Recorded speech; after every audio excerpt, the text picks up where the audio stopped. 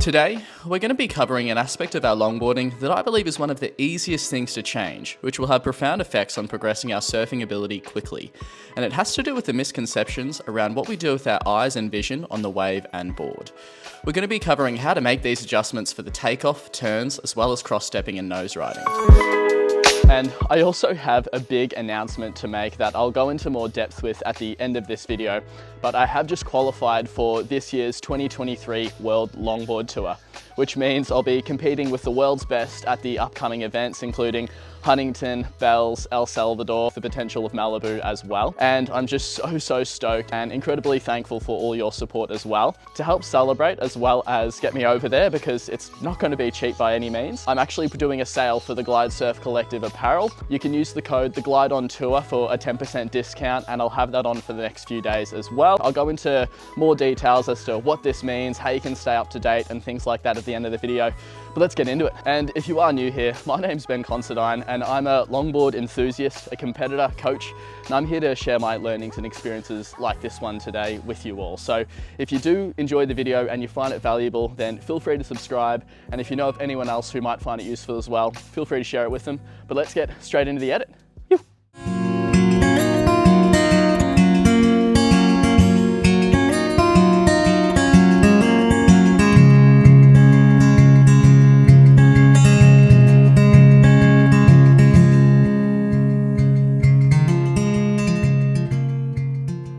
So one of the biggest problems we see for surfers is not knowing what to do with our eyes. For beginner surfers, this is a problem because we tend to go where we look, and so this can lead to lots of wipeouts, nosedives, and not being able to turn correctly. For intermediate to experienced surfers, our eyes hold us back from being in the correct position on the wave, because as we look where we are on the wave, or at our feet when we're turning, or even more commonly as we cross-step forwards, we lose some extremely valuable feedback on our positioning on the wave. Now, if there's one thing we must know as surfers, is that we need to be on the right part of the wave for the maneuver that we're trying to execute. And so if we are looking downwards, then we become so focused on our body position and the position of our feet on the board that we forget to look and see where we are on the wave. Opening this conversation up a little bit, we also see this a lot for people who are going from their beginner to intermediate phases in their surfing, when we might not have learned about the importance of positioning on the wave correctly, and so we're just focusing on our turning or cross-stepping in the complete wrong sections.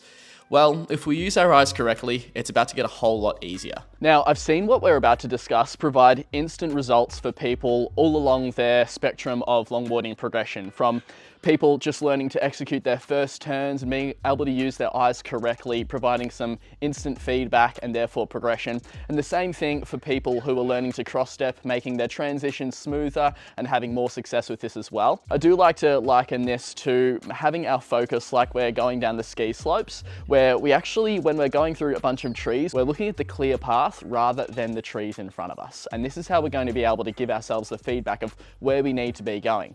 If we're looking down at our board, we haven't got that feedback that we need. So the solution here is knowing how to use our eyes correctly across all aspects of our longboarding. But by correctly, I do want to emphasize something pretty heavily here. A lot of the time, we might see a surfer who has been told they're looking down too much, and so the obvious correction is to never look down.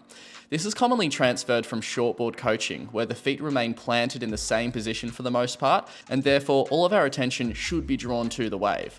But we are a bit more dynamic in how we move along the board as longboarders, and so we need to rethink about how we're going to do this. It's also very difficult to never look down at our feet or at the bottom of the wave, for example, and this can sometimes just be a level of complexity that the surfer isn't ready for. What's more is we can look at the professional surfing, and there will be elements that we might consider to be incorrect use of the eyes, looking at their feet, for example, which is actually necessary. So that being said, let's delve into the two concepts of using our eyes correctly when longboarding and how this applies for the pop-up, turns, and our cross-stepping. The first principle is to always be looking where we're going, but not where we are. And we'll speak more about this as we explain the maneuvers as well. But the second principle is going to be the check but don't stare principle, where we can check things out like our position on the board, but we don't want to look at this for too long or stare, because this is where we do run into a lot of problems. We want to make sure we've got a broad overview and vision of what's happening around us and in front of us, but we can use these checks to quickly refine our positioning on the board. Okay, so as promised, let's go through this for the pop-up and paddle in. So when we're first going for our paddle in, sometimes I do actually cue that it's okay to look where you want that front foot to land if that is going to be underneath your chest. We can do this nice and early as we're setting ourselves up on the position of the board. We don't want to do this as we're commencing our takeoff on the wave, because again, if we try to pop up there, we are going to have our momentum come forwards, and we are likely to nosedive or fall. The other thing that will happen here if we keep our eyes down is the next place that we want to be looking is probably at the bottom of the wave. And if we come there too late, then again, we're going to be delaying our transition of our eyesight down the line. And so this is where we're likely to actually travel all the way down to the bottom of the wave, which isn't what we want either, because we know the bottom third is where we're going to lose all of our speed and all of our momentum. What we instead want to make sure that we're doing is we check our position as we're paddling or beforehand, as we're just setting up for the board, paddle into the wave. And as we start to paddle into the wave, we can look at the bottom of the wave to identify and see the steepness and what's happening there to make sure that we're not at risk of nosediving. But then as soon as that happens, we want to make sure we're looking to where we want to go. So as I was paddling, we want to make sure that we have an idea of what's happening in front of us, but then we're going to be looking down the line straight away as we're about to pop up. Because once again, the key problem that I do see here is that people are looking where they are, not where they're going. And so they're paddling into the wave and they're looking at the bottom of the board, and then they're about to pop up and now they look to the bottom of the wave. And you're gonna go where you're looking. So now you're gonna lose all your momentum because you're dropping down to the bottom of the wave. And then you try to think about turning. And now when you want to turn, that's when you look to the side of the wave, which again is not going to work because we're not preemptively looking at where we want to be going. So again, it's going to be, we're checking our position, looking down as we're paddling to the bottom of the wave, and then we're looking across to the shoulder as we're about to pop up. And then we can pop up and execute that turn straight away, which is really, really important. So remember those three things, and remember we're looking where we're going, not where we are. And now let's go through what we're going to do with the turns. So you can see in that prior example, we were checking each point off before we moved our attention down the line. So we're checking the front foot position, the bottom of the wave, and then we moved our attention to down the line. The turning, what really happens is we definitely come into more of an approach of making sure we're looking to where we want to be going. We'll start with the bottom turn because this is really, really important. But for the bottom turn, as we're going and committing that bottom turn, our focus should be at the top of the wave. Where we notice that our attention stays either to where the water is beside our rail or too low on the wave, our bottom turn isn't going to go nearly high enough, and we do want to get high from that bottom turn so that we can firstly bring ourselves into the power source of the wave, where the critical nature of the wave is and where we're going to get all of our speed.